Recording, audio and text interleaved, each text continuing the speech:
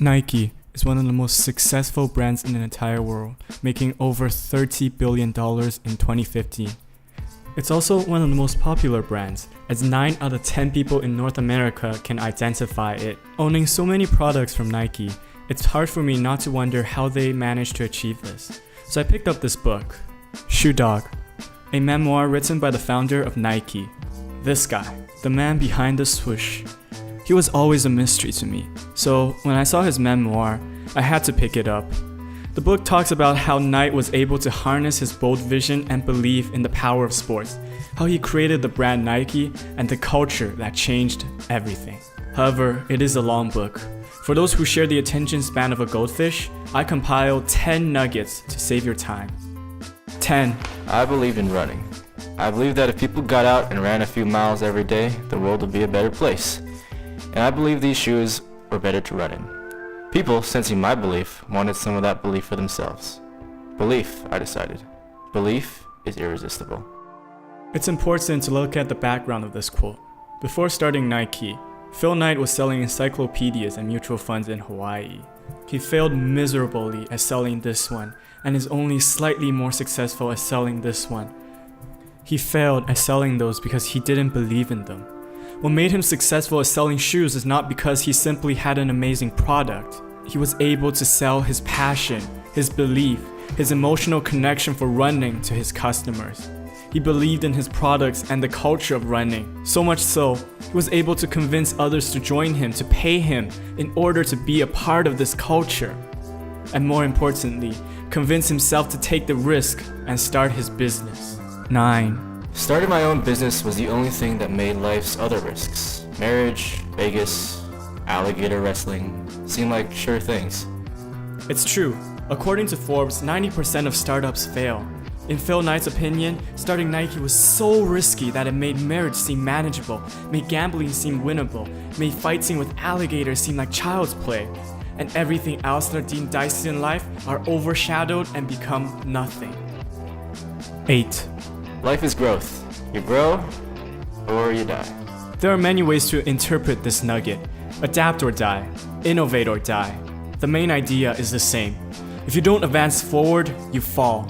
This is what Phil Knight told investors when he just started his business.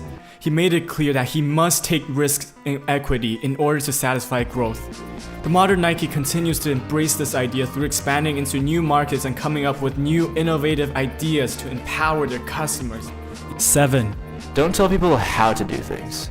Tell them what to do and let them surprise you with their results. Phil Knight embraces the new paradigm thinking through empowering his employees. He prefers to give them a goal, for example, come up with a new running shoe. Then let them decide how to achieve this.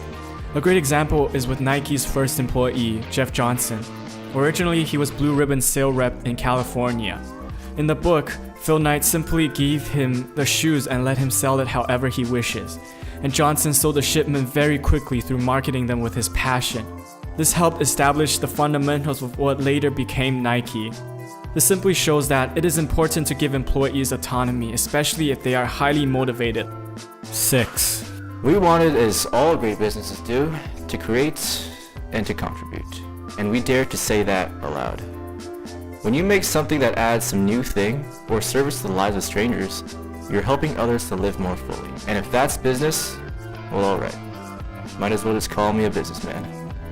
Phil Knight believes that a corporation should do more than just business. They should have a mission beyond making more profit every year. He believes that for a corporation, making money is like human making blood. Yes, human body needs blood to survive. It needs to manufacture red and white cells and platelets and distribute them smoothly to all the right places. It's just day-to-day business. But that day-to-day business of the human body isn't our mission as human beings. It's the basic process that enables our higher aims, and life always strives to transcend the basic process of living. 5. You measure yourself by the people who measure themselves by you. Proverbs says, a mirror reflects a man's face, but what he is really like is shown by the kind of friends he chooses. To Phil, there is something special happening between him and the athletes he works with. It's a sort of connection. A sort of connection that gives Knight the same perseverance as athletes. 4. Luck plays a big role. Athletes get lucky, poets get lucky, businesses get lucky. Hard work is critical, but luck may decide the outcome. However, the harder you work, the better your luck. It is foolish not to acknowledge the power of luck in business. For a business to succeed, hard work is critical. A good team is essential. Knowledge and determination are invaluable. However, without luck, a well-prepared company can still fail. But that doesn't mean you shouldn't be prepared. You should work hard, you should be determined, and you should have knowledge. You need a good team. Because the more you prepare, the better are the odds in your favor. 3. I still didn't believe in the power of advertising. At all. A product, I thought, speaks for itself. Or it doesn't. In the end, it's only quality that counts. I know it's shocking to hear the founder of a company that is built on successful marketing, with enormous campaigns like Just Do It, Nike Air, Air Jordan, disagree with the importance of marketing. This simply shows that even with successful marketing, customers will not purchase your products unless they are good. 2. Ultimately, we wanted Nike to be the world's best sports and fitness company. Once you say that, you have a focus. You don't end up making wingtips or sponsoring the next Rolling Stones World Tour. It happens all the time. When building a new business, many entrepreneurs become scattered and distracted in both strategy and execution, trying to move in too many directions at the same time. The problem is that a lack of focus leads to scattered resources. Devoting time, energy, and money to multiple strategies and marketing channels at the same time leads to none of them being executed well. It's just not possible.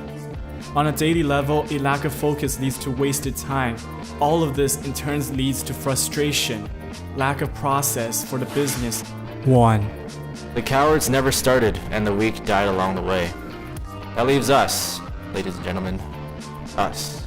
Facebook founder Mark Zuckerberg once said, "The biggest risk is not taking any risk, right? Because the world is changing so quickly, right? And sure, any given risk that you might take, you might mess up, and it might end up being really bad. But in a world that's changing really quickly, the only strategy where you're guaranteed to fail is not taking any risk and not changing anything." Risk is scary and implies grand expectations. However, it's also an accelerator. It helps you move faster, climb higher, and achieve more in business and life.